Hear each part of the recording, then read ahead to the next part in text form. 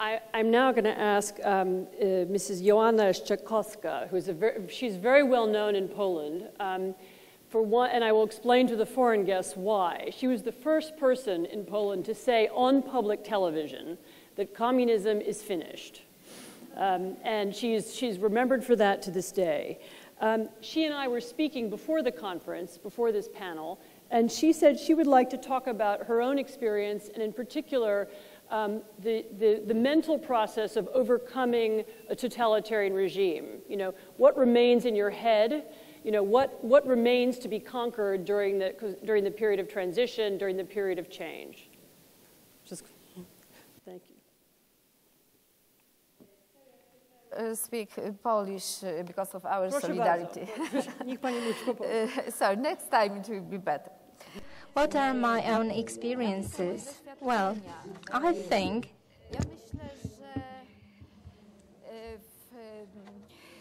that in the context of what I have heard by now, our situation is a luxury situation, and we can really learn from Iranian women.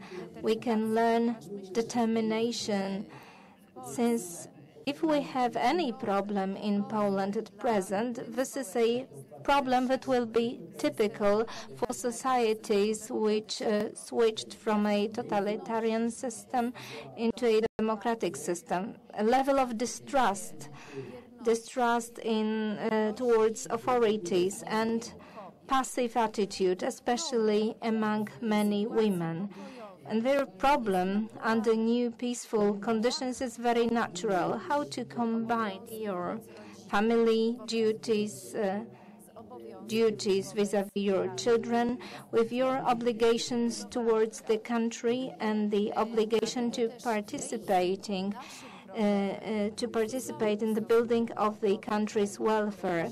So the problem that we see in this country at present is how to activate women, how to set up various help forums, and how to make use of the help that is being made available to the Polish women, since Polish women, especially those who do not reside in great metropolis, tend to hide their own problems. This is the problem that is embedded in the Polish culture. This is a different culture than Iranian culture, but we really need to teach Polish women to cast away all the sense of shame, so that they not only provide help, so that they not only lend helping hand, but also make use of assistance that is provided to them.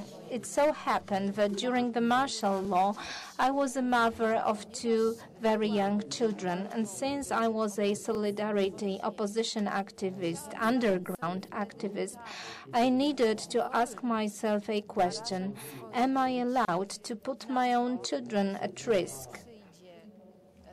When security forces enter my household, they will detain me, they will arrest me, and this is my responsibility for my own life. But they can also take my children away from me. They can take them to orphanages.